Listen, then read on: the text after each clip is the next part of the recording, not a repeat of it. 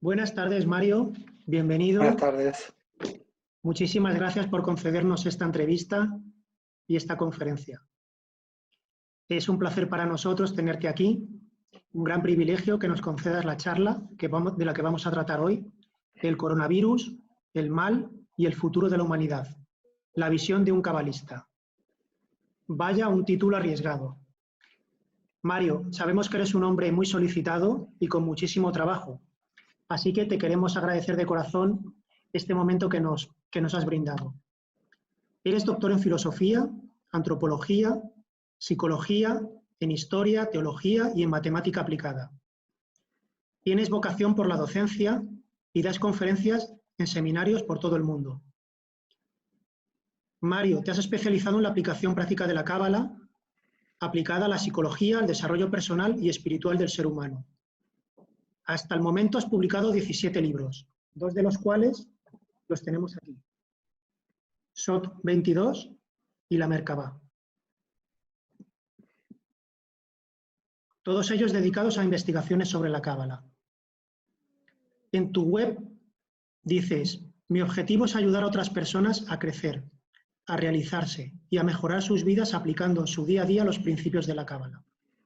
Tienes tu propia escuela online llamada Psicología y Cábala y bueno, prácticamente eres un estudioso de los antiguos, eres un filósofo moderno. Porque sabes de todo. Sabes de todo. No sé, si me sigue hablando así, me va a coger el calor como Sevilla, porque acá en Barcelona hace 25 grados y con tanta presentación ya tengo como 40 grados, voy a tener aquí. Y ya la presentación me pone así, me pone como, no estoy incómodo, estoy feliz de estar contigo, pero bueno, hay un secreto aquí, ¿no? Que quien te impulsó es tu señora, que está aquí. ¿Qué es el poder oculto de esta conferencia, de esta reunión? Ella es la culpable de que hayamos contactado contigo y una gran seguidora.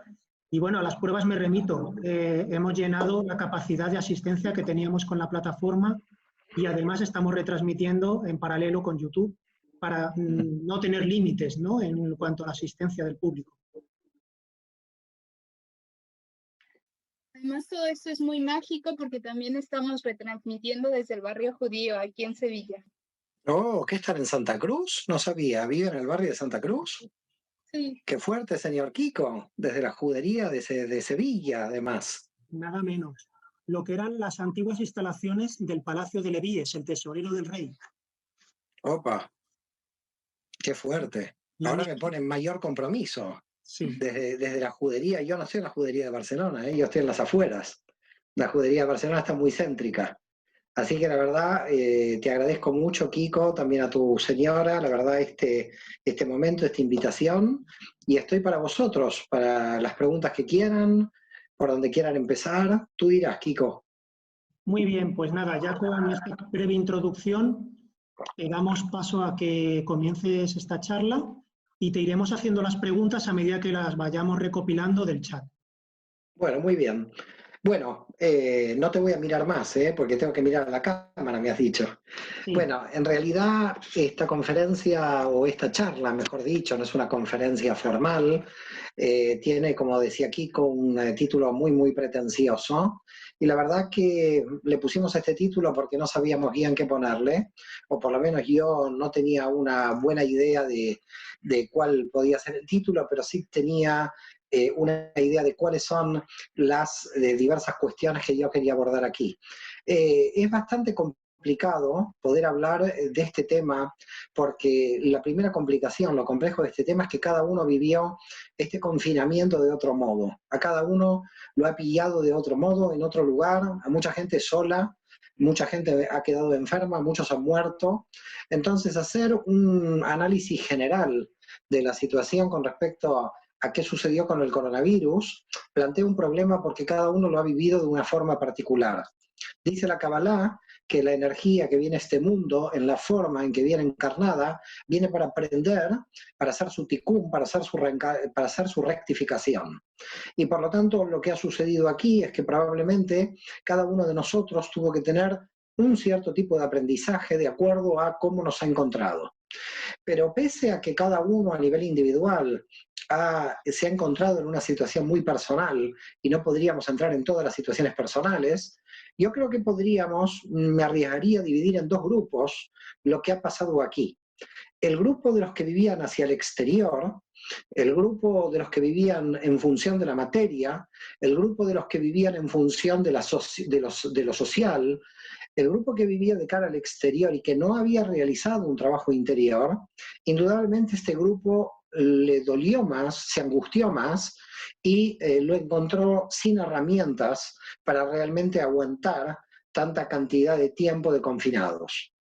En consecuencia, este grupo, que yo lo llamaría un grupo que en el árbol de la vida lo podemos denominar un grupo que tenía los niveles de conciencia de las 7 dimensiones inferiores del árbol, el grupo que actuaba en la materia, el grupo que actúa en Yesod, el grupo que actúa en las relaciones sociales, en la comunicación. Aunque la gente quedó comunicada por los medios de comunicación, este grupo indudablemente sufrió mucho más porque muchos de ellos no habían realizado el trabajo interior. El segundo grupo, y yo creo que me cogió en el segundo grupo, es aquellos que cuando el mundo iba hacia la materia y el mundo actuaba hacia el exterior, hacía muchos años que estábamos haciendo un trabajo de interioridad, un trabajo de exploración del alma, un trabajo espiritual hacia adentro, y que lo que encontrábamos era dentro de nosotros recursos importantísimos, energías importantísimas dentro de nosotros mismos a nivel del alma, a nivel de lo que nosotros llamamos la Neshama. Y cuando vino esta situación donde no teníamos forma de depender del exterior, porque teníamos que estar confinados, nos dimos cuenta de que podíamos gozar por primera vez de una especie de monacato planetario, donde lo que nos sucedió es que lo que siempre habíamos soñado, que era realmente estar con nuestros libros o estar con nuestra alma, si se quiere.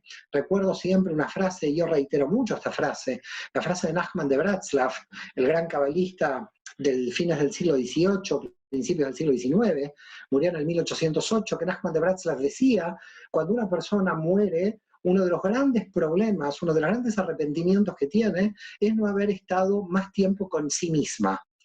Y el planteo, la oportunidad, el privilegio que tenemos o que hemos tenido, porque ya está terminando el confinamiento, es que nos han dado la oportunidad de estar con nosotros mismos, con nuestras sombras, con nuestra luz, con todo el potencial no desarrollado, con relaciones que se tenían que terminar y que quizás en muchos casos mucha gente las terminó, con relaciones que comenzaban y que se pusieron más fuertes justamente por encontrarnos en esta situación.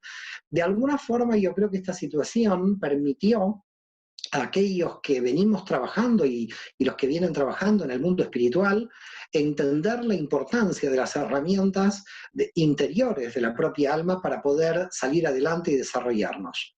Y también llevó a muchísima cantidad de gente en este confinamiento, a unos replanteos generales de la vida, de la existencia, porque todo se frenó, en un momento todo se frenó y vivíamos en un mundo absolutamente de inmediatez, el mundo de lo inmediato, de hacer las cosas ya. Este es el sistema que de alguna manera se creó a partir del sistema capitalista, que no estoy haciendo una crítica al sistema, sino estoy haciendo una crítica a no lograr nosotros dentro de ese sistema tener espacios para nosotros. La gente no lograba tener espacios para sí misma, la gente necesitaba de otra gente, pero como excusa para no estar con sí misma, y esto realmente alteraba a mucha gente. La gente angustiada de alguna forma quería tener más relaciones con otras personas, y en esas relaciones, muchas de ellas vacías, no se encontraba a sí misma, y por lo tanto la angustia se le reiteraba. La gran cuestión de lo que nosotros llamamos el vacío existencial, el tejón. Y por lo tanto esa inmediatez se frenó, y creo que fue bueno haber frenado esa inmediatez, porque nos dimos cuenta de que había recursos, que eran los recursos fundamentales del alma, las energías interiores del alma, que eran las energías que teníamos que haber hace mucho tiempo conectado con ellas, y que realmente estamos conectando ahora. Nosotros muchas veces, y hay un gran maestro de la Kabbalah, yo que lo quiero mucho, está en el Escorial, Eduardo Madirolas, que Eduardo muchas veces en uno de sus libros dice algo que a mí me resuena, la gente cree que tiene un nivel superior al que tiene. Y cuando uno se plantea esto y uno dice, bueno, es verdad, porque cuando está el problema, cuando nos encontramos ante una situación de restricción, como es el confinamiento, los recursos tienen que estar ante todos los vaivenes emocionales que nosotros podemos llegar a tener. Es decir, podemos decir que en el árbol de la vida nuestra Tiferet se puede descontrolar. Y a diferencia de análisis políticos con respecto al coronavirus o conspiranoicos con respecto a diversos grupos que están conspirando todo el tiempo, estilo los protocolos de los sabios de Sion, lo que nosotros de alguna forma tenemos que reafirmar es que el alma tiene una categoría en el sentido, voy a decir superior, pero no un sentido superior mal conceptualizado, sino superior en cuanto a energías que nuestra alma tiene y que no sabemos que las tenemos ahí a nuestra disposición y que aparecen cuando la situación se complica un poco. No estoy diciendo que se ha complicado demasiado, por supuesto, la gente ha muerto, familiares de gente que ha muerto, gente que ha perdido el trabajo, queda claro de que hay una gran parte de la población mundial que esto lo ha sufrido y lo sigue sufriendo, pero como humanidad en general tenemos que tratar de sacar alguna conclusión y a nivel del alma en particular. Cuando decimos esto en hebreo decimos cuando hacemos tikkun a nivel individual, rectificación del alma a nivel individual, y cuando hacemos tikkun olam, cuando hacemos rectificación del universo a nivel global. Tenemos, podríamos decir, dos perspectivas. Desde acuerdo al tikkun personal, creo que han sido días muy valiosos para realmente aquellos que nos quejábamos, porque yo me uno al grupo de los quejicas en el sentido que nos quejábamos que no teníamos tiempo, para nuestra alma lo hemos tenido. No tenemos duda de que hemos tenido nuestro tiempo y que de alguna manera la energía universal, algunos la llamamos Dios, otros no la llaman así, nos ha dado la posibilidad del privilegio de decir, este es tu tiempo, te quejabas de que no existía este tiempo. Y nos han concedido este tiempo de introspección y este tiempo de buscar nuestras energías interiores. A nivel global, y no entrando en ningún terreno político, porque aquí no tiene ningún sentido la política, dado que la política es partidista y siempre tiene una visión fragmentada de la realidad, y lo que busca la mística es una visión de alguna manera unificada de la realidad, y por ese motivo el místico sospecha de todo político, sea el político que sea, porque el místico entiende de que cuando un político está en un partido ya parte la realidad.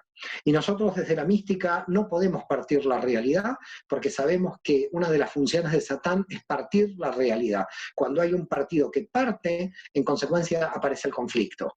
Si nosotros no queremos conflicto, tenemos que no partir la realidad y por lo tanto toda mística está alejada profundamente de la política. Pero al mismo tiempo la política nos tiene mucho miedo. Y nos tiene mucho miedo porque en realidad no somos antisistema, somos el asistema.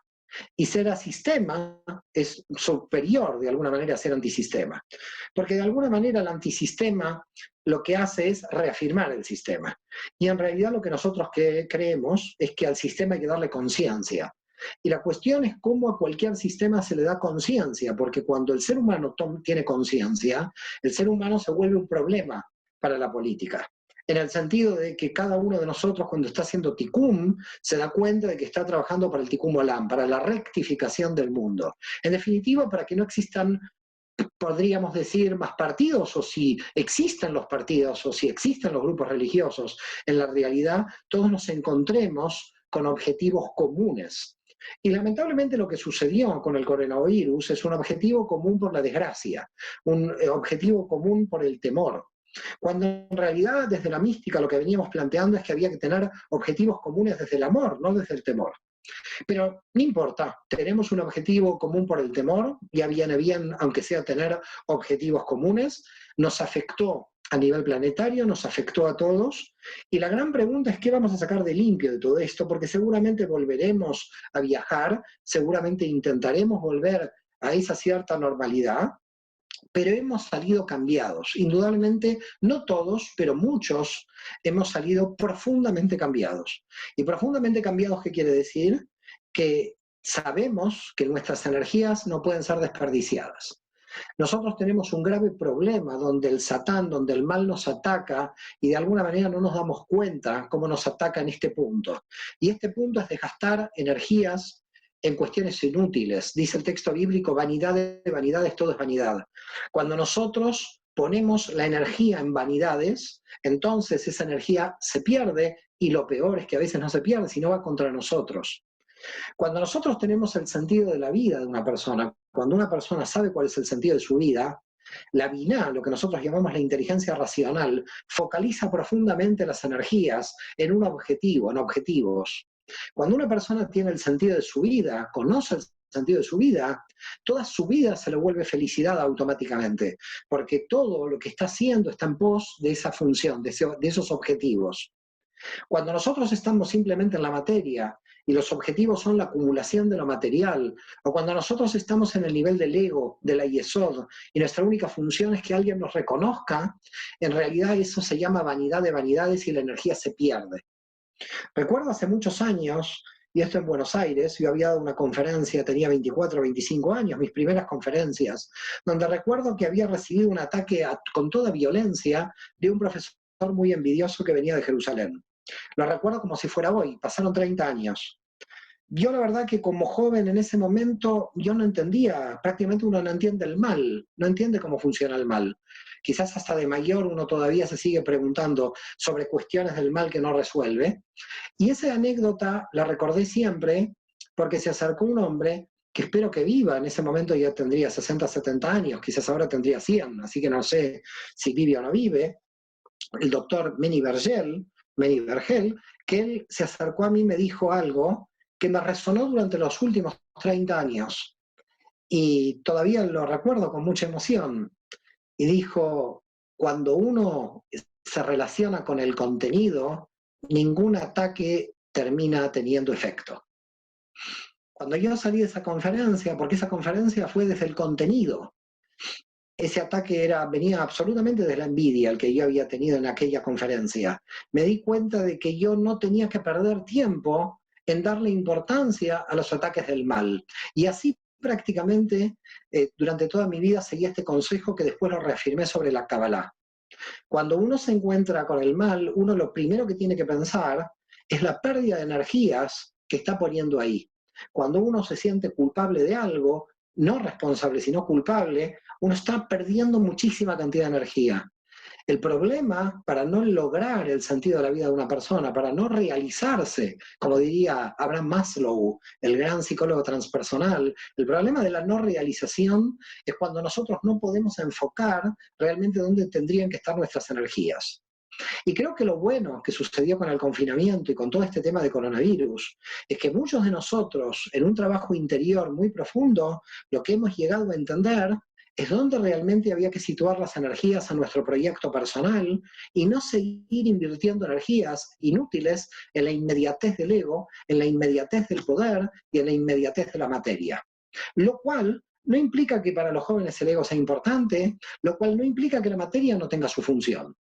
El problema es que no hemos tenido tiempo para nosotros mismos y que ese tiempo de oro para nosotros mismos es un tiempo precioso. Como decía el gran rabbi de Lubavitch en Nueva York, cuando decía yo no tengo pérdida de dinero, tengo pérdida de tiempo. El tiempo para mí, decía el rabbi de Lubavitch, es mucho más valioso que la pérdida de dinero. Señores, hemos encontrado el tiempo para el alma. Creo que muchos de nosotros hemos aprovechado ese tiempo para el alma. Creo que las energías que vamos a sacar de aquí van a ser muy poderosas. Creo que puede haber un cambio mundial a partir de un cambio de conciencia real de las energías. ¿Cuáles son los proyectos para que esta humanidad realmente enfoque sus energías a donde tienen que ir y no a un sistema de consumo permanente que no nos lleva hacia ninguna parte? Entender que los instrumentos en la materia son instrumentos en la materia y que no son fines en sí mismos. El fin del cuerpo, el objetivo del cuerpo es el alma, el fin de los instrumentos en la materia también es el alma. Las energías del alma son las que arrastran al poder de la materia. No es el alma al servicio de la materia, es la materia al servicio del alma. Si no entendemos esto, vamos a volver otra vez a la materia de un modo totalmente absurdo, en una carrera hacia la inmediatez que no llega a ninguna parte. Reitero, nadie está en contra de la materia, Dios nos encarnó en un cuerpo y nos encarnó en la materia, pero nos encarnó en una materia que es instrumento de revelación de Dios, es un instrumento de revelación del reino, es un instrumento de revelación de la Neshama, como decimos en hebreo. Por favor, lo importante es entender que los instrumentos siempre son instrumentos y no son fines en sí mismos. Muchas gracias y dejo paso a las preguntas.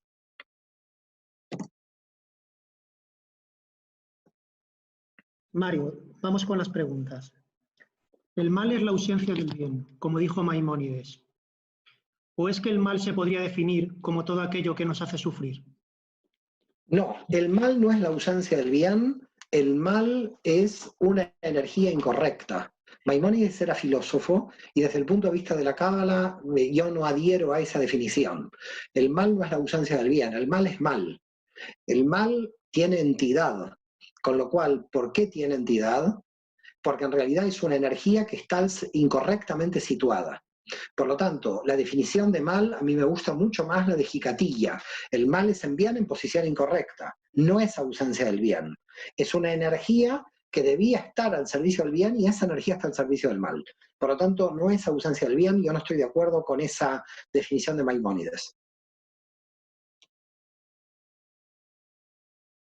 ¿Cómo se entiende la enfermedad desde la Cábala y qué sucede cuando esta es colectiva, como en este caso de la pandemia? Bueno, en realidad el tema de la enfermedad queda claro que es una energía desequilibrada en alguna dimensión. Y indudablemente cuando estamos hablando de que el alma no está enferma, es que la energía del alma no está desequilibrada en esa dimensión. Lo que hacemos desde la Kabbalah, analizando el árbol de la vida, es intentar situar las energías correctamente en el árbol. Cuando un alma puede equilibrar correctamente sus energías, nada ni nadie la puede desequilibrar de ahí. Es decir, existirían como dos niveles.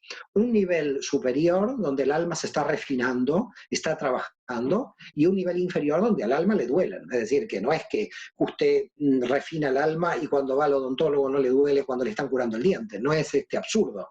Estaríamos hablando de dos niveles. Estamos hablando de que en un nivel, en el nivel inferior somos seres humanos, nos duele muchas de las relaciones humanas, amamos, tenemos problemas en el nivel Bet, es decir, todos somos seres humanos que estamos en el nivel Bet, pero hay un nivel que nosotros lo llamamos en hebreo nivel Aleph, que es un nivel de conciencia más alto, donde entendemos que todo lo que nos sucede en el nivel Bet son aprendizajes para elevar el nivel de conciencia. En consecuencia, la cuestión es, hay personas, muchos millones, que se mantienen en el nivel Bet, sufren horrores, porque el sufrimiento en el nivel Bet, si no se tiene un nivel de conciencia Aleph, si no se tiene el sentido de la vida, uno sufre en un sufrimiento extremo, porque uno sufre sin ir hacia ninguna parte. Si uno sufre sabiendo que el precio del sufrimiento es ir hacia algún lado, entonces uno no sufre, uno aprende, porque ya sabe hacia dónde va. Quien sabe hacia dónde va, tanto el amor como el temor son herramientas para poder ir hacia donde uno está yendo. Si uno no sabe para dónde va, ni el amor ni el temor le sirven, porque en realidad es un sufrimiento como que se vuelve un sufrimiento en vano. Pero lo peor es que todo se vuelve en vano, porque el amor también se vuelve en vano. Es decir, el problema de estar en lo que se llama en hebreo conciencia Bet, es que la persona no sabe para qué vive, es decir, vive sin conciencia, y por lo tanto cree que como nació, solamente tiene que comer, beber y dormir. En consecuencia, una vida estrictamente biológica le saca la dimensión espiritual a la persona, que es la dimensión de la trascendencia que tiene toda alma en este mundo. Por tanto, si no tenemos esta dimensión espiritual, y cuando hablamos, por supuesto, de dimensión espiritual, no estamos hablando de una religión en particular, sino que estamos hablando de dimensión espiritual, es una trascendencia para saber para qué yo he venido a este mundo, porque yo no he venido solamente a comer y a beber, sino he venido a aprender, he venido a elevar mi aprendizaje y que a partir de mi aprendizaje quizás algún otro se pueda iluminar en el camino de mi aprendizaje. Si yo no entiendo que yo vine aquí para aprender, en realidad yo no me puedo llevar nada de aquí a nivel material. A ver, vamos a ver, usted va a tener un auto más, ¿se lo va a llevar a la tumba? No se lo puede llevar a la tumba. Usted va a tener un título más, no se lo va a llevar a la tumba. Usted va a tener todo lo que usted va a tener aquí, nada se lo puede llevar a la tumba. Ahora, ¿qué vamos a llevar? El nivel de desarrollo del alma en su aprendizaje. Esto sabemos que nos lo llevamos. Ese nivel de desarrollo del alma nos acompaña hacia el otro lado y nos vuelve a traer aquí en caso de que podamos rotar, de que podamos reencarnar. En definitiva, la búsqueda del conocimiento, entendido conocimiento no como estudiar teóricamente, la búsqueda del aumento de la conciencia es realmente la misión que tenemos en esta existencia. Lo demás son deseos que son finitos. Nosotros tenemos, desde el punto de vista de los estudios de la Kabbalah, dos tipos de deseos, los que se llaman deseos finitos y el deseo infinito. Los que viven en el deseo finito, la satisfacción de ese deseo finito terminó en la finitud de ese deseo. Es decir, yo quiero beber cerveza, bebo cerveza, se termina el deseo. Yo quiero tener tal nota en el colegio, estudio, tengo tal nota en el colegio, se cumplió el deseo. Imaginemos una persona que pueda cumplir todos sus deseos. Es un infeliz, porque en realidad cuando se levanta a la mañana lo que quiere es desear. Porque en realidad cuando uno se levanta lo que quiere es desear.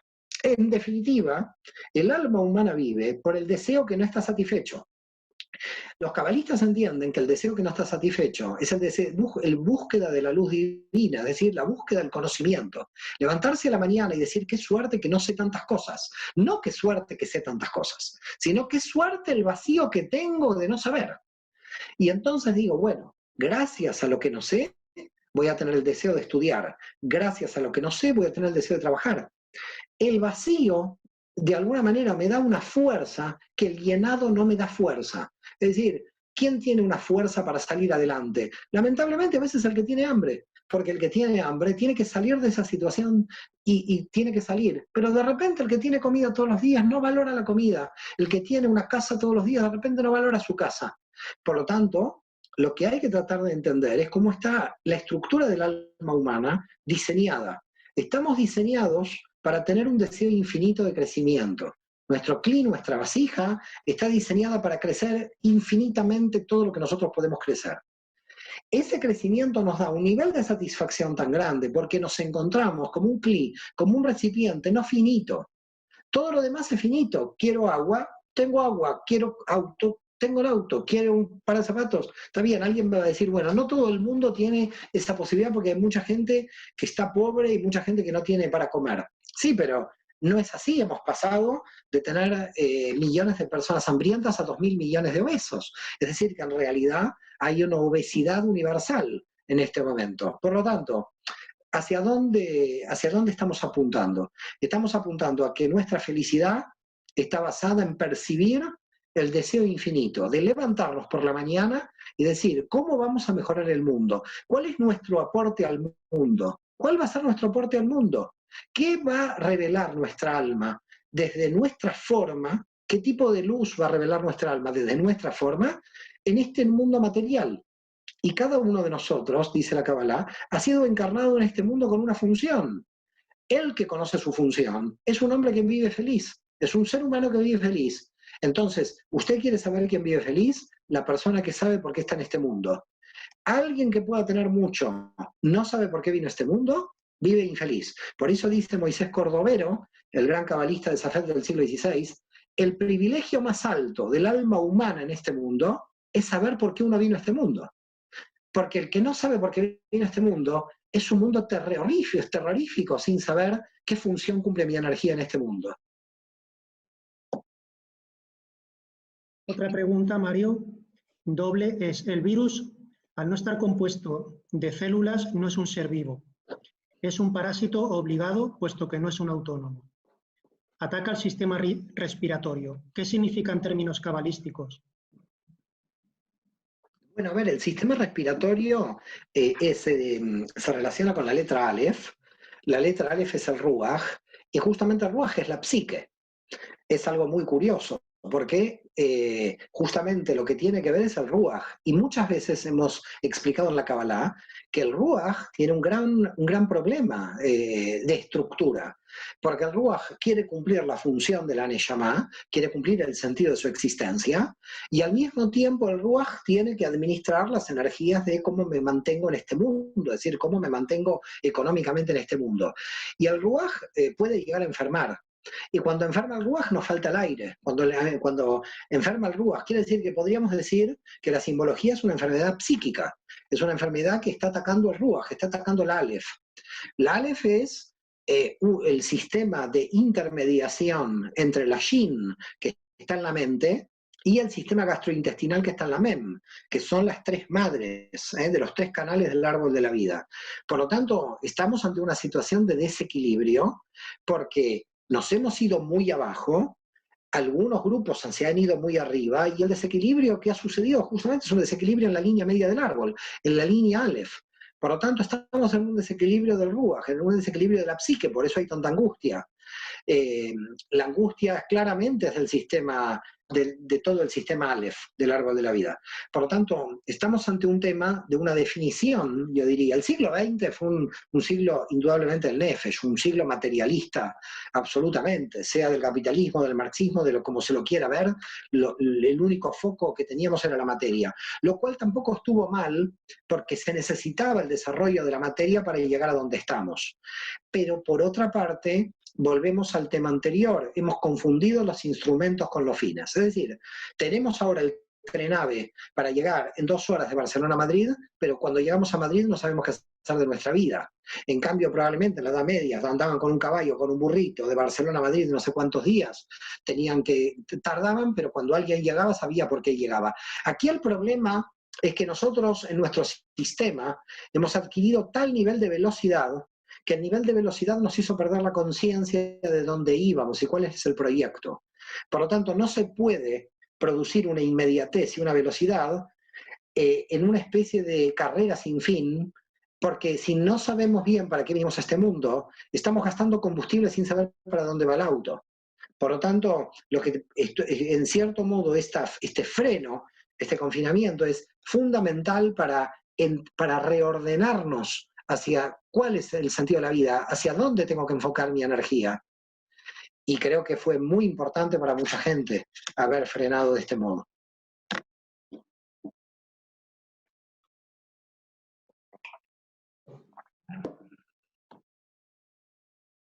Sí. Yo en una de tus conferencias había visto, bueno, te había escuchado que Geburah estaba asociado con el mal. Y en este caso del coronavirus, ¿también tendría una relación con Geburah o no necesariamente?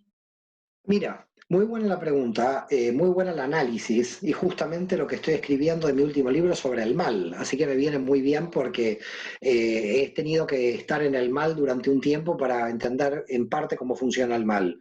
Aunque nosotros creamos que Geburah es el mal, no es Geburah en sí misma el mal, sino que el problema que tiene Geburah, para que la gente que no conoce la cábala ni el hebreo, vamos a tratar de explicar que Geburah es el límite que nosotros tenemos. Por ejemplo, el límite que tenemos en un día es el tiempo que tenemos en el día. No tenemos más tiempo que el día. El límite que tenemos es nuestro cuerpo. El límite que tenemos en Zoom son 500 personas que pueden entrar. Siempre hay como un límite y nuestro universo está limitado frente al infinito. Entonces, si nosotros al límite lo sufrimos, entonces Geburah se vuelve el mal, porque no entendemos por qué existe el límite. Pero si nosotros entendemos que el límite tiene una función positiva, que los límites también están para que nosotros podamos crecer, en consecuencia, si aprendemos de los límites, lo podemos volver positivo. En definitiva, lo que podríamos decir es que el mal en un nivel se puede transformar en bueno si aprendemos cuál es el mensaje que nos está trayendo este mal. De repente, a nivel global, podríamos decir cuál es el mensaje a nivel global que nos está trayendo este mal, que hemos invertido en ejércitos que no pueden contra un virus, con lo cual todo el dinero perdido en armamento no va a tener ningún sentido porque la trinchera se encontraba en los hospitales y lo que había que hacer es invertir en la investigación y en los médicos, ¿no? Pero hemos llegado tan bajo a nivel humano que en los primeros días de este coronavirus, cuando se desató la pandemia, tú veías a los gobiernos robarse las mascarillas. Cada gobierno quería tener las mascarillas. ¿Quién podía comprar las mascarillas? Dimos una especie de imagen dantesca de la humanidad en gobiernos totalmente insolidarios tratando unos a otros de robarse las mascarillas. Ese es el nivel que nosotros tenemos hoy. El nivel de la gente que hemos elegido como nuestros representantes a nivel internacional se roban las mascarillas unos a los otros, en vez de poder de alguna manera decirle al otro cuántas mascarillas necesitamos a nivel global. Es que nadie se preguntó cuántas mascarillas necesitamos a nivel global. Cada país actuó tratando de robarles las mascarillas o reteniendo aviones. Muy triste el ser humano. Creo que lo que se define aquí con Geburá es, si uno aprende del límite, porque el límite en ese caso es que no había mascarillas, así que eso es Geburá. Si uno aprende del límite, el límite lo que nos hace dar cuenta es dónde teníamos que haber puesto las energías. Dilapidas tus energías, pierdes las energías.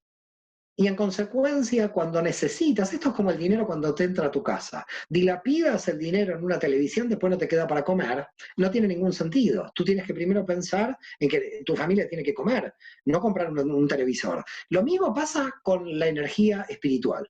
En la energía espiritual nosotros no podemos darnos el lujo de estar derrochando energía, porque nosotros no somos el Ein Sof, no somos el infinito.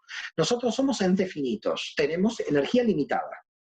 Como tenemos energía limitada, tenemos una biná, tenemos una inteligencia que nos tiene que ordenar lo que para nosotros es importante y no importante.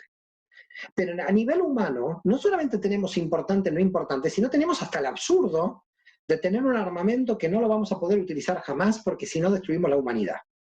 Y eso estamos financiando. Es decir, que directamente estamos como quemando el dinero, quemando nuestro esfuerzo, no estoy hablando del dinero. Entonces, el problema de Geburá es, Geburá te plantea, hay un límite a la energía. Si hay un límite a la energía, tienes que saber utilizar correctamente la energía de acuerdo al límite que tienes.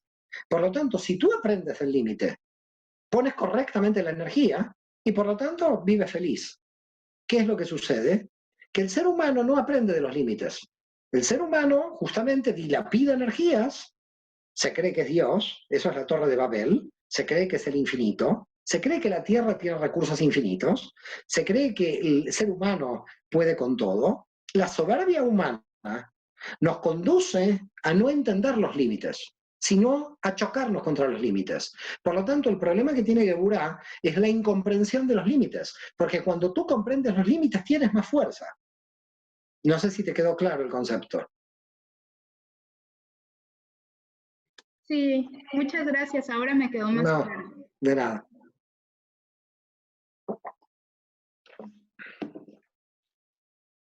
Las consecuencias del confinamiento, nos preguntan en el chat, son gente viviendo en situaciones de estrés a causa de la incertidumbre en cuanto al trabajo y la economía, estrés por miedo a contagiarse, a perder a sus seres queridos, convivencia y peleas entre familias y parejas. ¿Qué enseñanzas podemos extraer de todo esto? Salir a trabajar, salir hacia afuera y creer que todo lo que tenemos siempre lo vamos a tener, es parte de la soberbia humana. Creer que lo que nosotros tenemos siempre lo vamos a tener es un error en la percepción. Y creo que el problema de este error en la percepción nos está costando caro. Por otra parte, fugarse de las relaciones de pareja o familia a partir de estar saliendo hacia afuera y en consecuencia sostener relaciones que estaban enfermas o que ya no tenían sentido continuarlas, el confinamiento lo único que hace es poner honestamente la situación tal como debe estar. Es decir, de alguna manera es como el diluvio que limpia una situación y se vuelve honesta. Es decir, usted tenía la soberbia de contratar a una persona para que le venga a limpiar. No, tiene que limpiar usted ahora la casa. Ahora no puede delegar la limpieza a nadie. Ahora tiene que limpiarla usted. Y esto creo que es algo muy importante porque volvimos a entender el valor de las cosas. Volvimos al valor de lo cotidiano, volvimos al valor esencial, volvimos a valorar la vida. Yo creo que la gente no tiene que mirar la angustia. Yo creo que lo que tiene que hacer la gente es mirar qué desafíos, qué enseñanzas nos están quedando de esto. Porque si la gente se angustia, vuelve a perder energía. No estamos aquí para angustiarnos, si no nos ponemos todos en calidad de victimistas. Sí, nos podemos poner a llorar. Hemos perdido el trabajo, hemos perdido, nos angustiamos, las parejas muchas se han peleado. Bueno, esta es la realidad, señores. Bienvenidos a la realidad. Bienvenidos a la realidad de que cuando estábamos bien, las 7 vacas gordas, dilapidamos la energía y que cuando estábamos mal las 7 vacas flacas, nos dimos cuenta del valor de cosas en lo cotidiano que no le entregábamos valor. Por lo tanto, cuando llega Geburá, cuando llega la restricción, cuando llega el confinamiento, nos resitúan los valores. Nos resitúan los valores. Es decir, nos vuelve a frenar esa capacidad que tenemos los seres humanos de huir de nosotros mismos y darnos cuenta de cuál es lo importante. Yo entiendo que la gente tenga temor al trabajo. No estoy diciendo que no hay que tener temor al trabajo, pero yo les voy a decir algo que lamentablemente en lo que está estructurado este sistema. Este sistema está estructurado en billetes que no valen nada, porque no hay ningún respaldo oro de este sistema. Por lo tanto, ¿sabes cómo vamos a salir de esto? Emitiendo billetes por todos lados y todo el mundo va a tener dinero porque nadie tiene respaldo aquí. El sistema capitalista, desde que dejó el patrón oro, no tiene ningún respaldo. Por lo tanto, lo bueno de esta situación es que se va a salir rápidamente. Esto no va a ser una crisis muy larga. Inmediatamente la gente en 2-3 meses va a volver a viajar, 2-3 meses va a volver a la normalidad. Y creo que tuvimos una oportunidad con el coronavirus. Todas las crisis económicas que hemos tenido eran crisis de que la bolsa se caía. Se caía la bolsa y venía una crisis económica. O se hundía el mercado inmobiliario y venía una crisis económica. Pero la gente seguía trabajando y seguía acelerada. Ahora lo bueno de esta crisis es que tuvimos que desacelerar. Que no fue la economía la que entró en crisis. Fue el sistema humano el que entró en crisis. Y crisis es una gran oportunidad. No hay que estar en plan víctima. Si uno va a estar en plan víctima, entonces le digo que las leyes de la existencia no son ser víctima. Las leyes de la existencia son salir adelante, tener entusiasmo y ante los desafíos más grandes seguir adelante. Nosotros no podemos ponernos en plan pensar en el dolor, pensar en lo que no... No, nosotros tenemos que mirar hacia el futuro. No tenemos que quedarnos, alguien perdió el trabajo, va a intentar recuperar el trabajo. Alguien se encuentra con una situación complicada de pareja porque se encontró en el confinamiento. Señores, a ver si queda claro. No ha sido una guerra donde nos cayeron bombas. Ha sido una toma de conciencia global de la situación en que nosotros nos encontramos a nivel espiritual. Si nosotros tomamos conciencia global en donde nos encontramos a nivel espiritual, nosotros como especie humana tenemos los recursos para salir adelante. Pero los recursos no hay que dilapidarlos para salir adelante en vanidad de vanidades. Hay que saber dónde se van a situar. Con lo cual, cuando salgamos de este confinamiento, a los gobiernos hay que pedirles que gran parte del PBI vaya a la investigación médica y no para armas. Y si esto sigue igual y los PBI del mundo no cambian, vamos a ser corresponsables del final de la especie humana. Por eso yo muchas veces digo que la espiritualidad es la última arma biológica que tenemos para salvarnos como especie humana. Lo cual, si la especie humana no tiene el nivel de conciencia para sobrevivir, yo estoy tan tranquilo también. Si aquí venía el coronavirus y nos mataba a todos, ¿usted cree que la conciencia universal iba a desaparecer? La conciencia universal en algún otro planeta se iba a posar ahí, iba a revelar, y otras especies mucho más avanzadas iban a seguir con la conciencia divina. Nosotros no tenemos la exclusividad de ser los portavoces de la conciencia divina a nivel universal. Otra de las soberbias humanas es creer que si nosotros desaparecemos, desaparece la historia. No, el universo, dicen los físicos, tiene 185.000 millones de años más. No sabemos la cantidad de seres y planetas que existen por ahí con vida. Nadie nos está esperando para rectificar el universo. Por lo tanto, si la especie humana se suicida, problema de la especie humana, pero la conciencia universal va a seguir su camino. La gran pregunta que nos tenemos que hacer, si nosotros somos merecedores como especie de ser portadores de la conciencia. ¿Somos merecedores como especie o no? Si no somos merecedores como especie, desapareceremos. Y tan tranquilos. El universo buscará otras formas de revelación del infinito. Es muy cierto lo que dices, Mario. Además, me vino a la mente esta palabra, ¿no? Tan clave, que es crisis. Me parece que viene del griego, que significa poner en cuestión, ¿no? Así es, crisis viene de oportunidad. Viene de poner la fuerza en ese punto. Es decir, nosotros no podemos ponernos en plan víctima. No podemos ponernos en plan víctima. Mira, Einstein decía algo que me parece clave. Decía con respecto a los judíos no tienen el lujo de ser pesimistas. No podemos tener el lujo de ser pesimistas. Yo, lo que dijo Einstein, lo llevaría a todos los seres humanos. Los seres humanos no tenemos el lujo de ser pesimistas, porque el que es pesimista está llorando en un plan víctima, en un plan victimista, que no ayuda para nada. La persona que se quedó sin trabajo y ahora que se quedó sin trabajo o está enviando currículums por internet. A ver, ¿dónde está puesta la energía de alguien que se quedó sin trabajo? ¿Está llorando que se quedó sin trabajo o está buscando trabajo? Porque si no está buscando trabajo y ahora que se quedó sin trabajo, no está aprendiendo. Está desgastando sus energías en plan víctima. A ver si queda claro de qué estamos hablando. El plan víctima no sirve para elevar nuestro nivel de conciencia. Aquí no somos víctimas. Si somos víctimas, lamento decirlo, somos víctimas de nosotros mismos. Por lo tanto, para no ser víctimas de nosotros mismos y caer en el victimismo, lo que nosotros debemos hacer es saber dónde situamos las energías. Blanca, desde el chat nos pregunta, ¿cuál es el origen del mal? ¿Por qué se le asocia a Gebura? Oh, esto es todo un curso de Cábala ya. El origen del mal. Yo tengo un curso de 4 clases sobre el origen del mal. Ahora me agarro la cabeza de cómo le voy a explicar esto en un minuto, porque explicar esto es como muy difícil, ¿eh? El origen del mal es cosmogónico, viene en la estructura del universo para poder aprender, y es un bien tan potente que nosotros nos desequilibra. En realidad, el mal es un exceso de energías. Por lo tanto, estamos ante un problema físico, no moral. El mal no es moral, el mal es físico y además tiene que ver con el contexto. Por lo tanto, hay que estudiar los contextos para ver cómo actúa el mal en cada contexto. Es muy complejo tratar de explicar el mal en un minuto, pero para que más o menos pueda entender, es que el mal anida en diversos contextos y que hay que tratar de decodificarlo en cada uno de los contextos y niveles.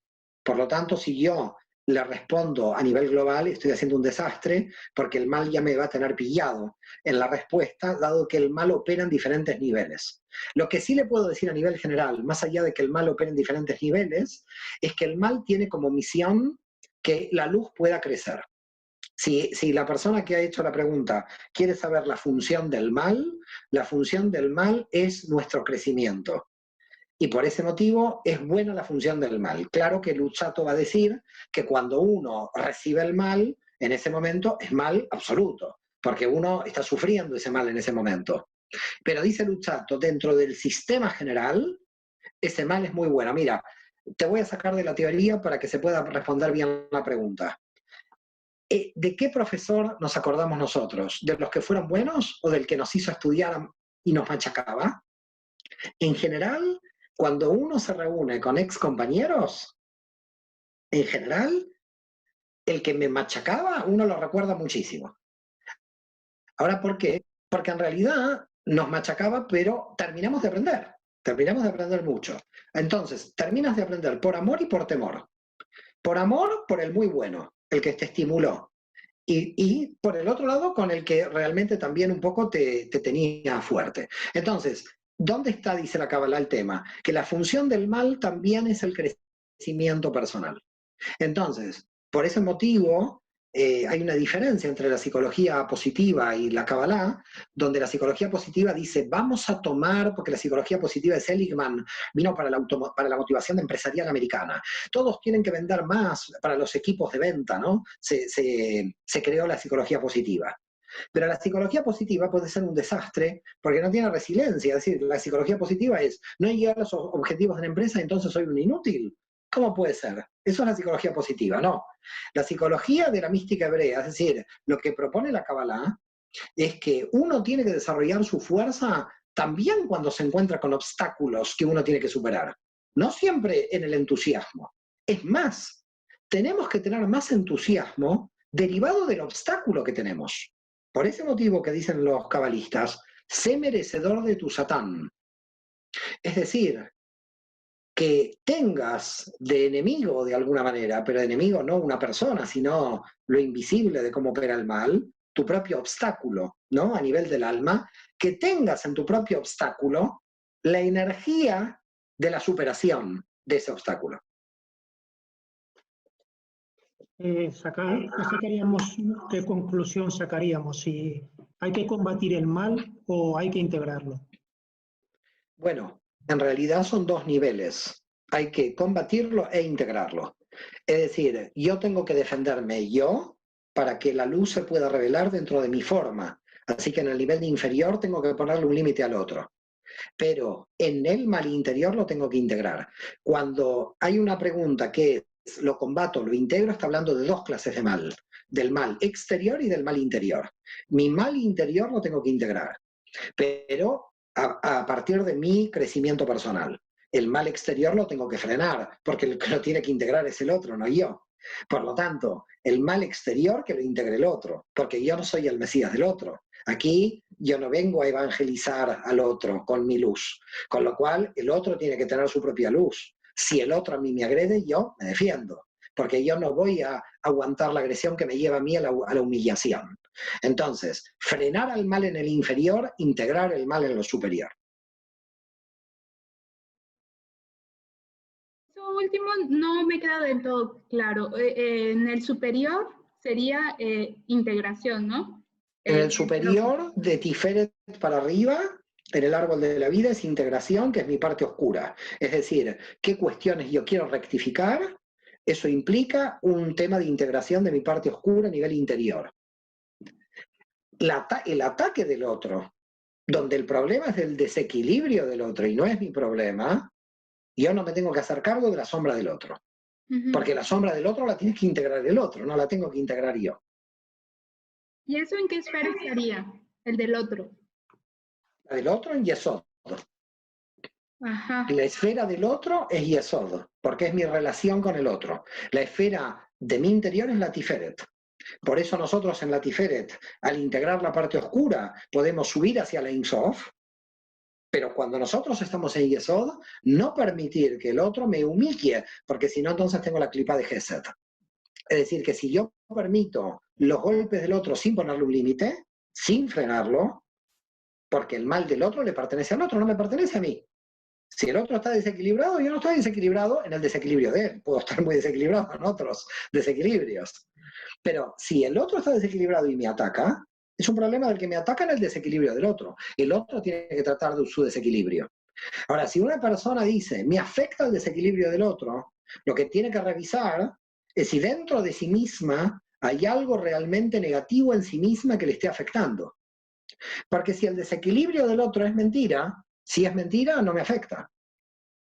Y si el desequilibrio del otro es verdad el desequilibrio para el otro, no para mí. La única verdad interior es mi propio desequilibrio, lo que yo puedo encontrar honestamente en mis desequilibrios interiores. Y eso implica dónde estoy poniendo correctamente la energía. Si el otro la pone incorrectamente la energía, o se enferma, porque no la puede integrar, o qué hace alguien que no se enferme, ataca. Entonces, en general tenemos como tres posibilidades. La primera posibilidad, hacer tikkun, y quiere decir rectificar y saber situar la energía. La segunda posibilidad, no hacemos tikkun, no sé dónde poner mi energía, entonces ataco al otro por agresión, porque como no sé qué hacer con mi energía, si mi energía no está al servicio del sentido de la vida, de mi plan de vida, ¿qué hace la gente? Habla mal de los demás. ¿Por qué la gente habla mal de los demás? A ver, pensemos. Entonces, alguien que está hablando mal de los demás es porque no está ocupado en su propio proyecto personal. Alguien que está muy ocupado en su propio proyecto personal no tiene tiempo de estar hablando mal de los demás.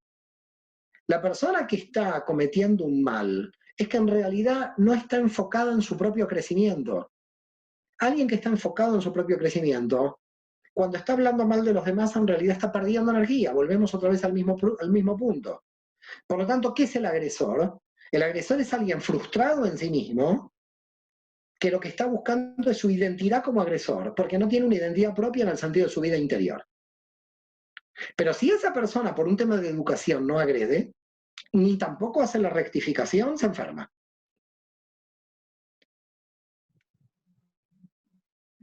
Correcto. Mario, y relacionado con todo esto del coronavirus y tal, ¿cómo podríamos entonces frenar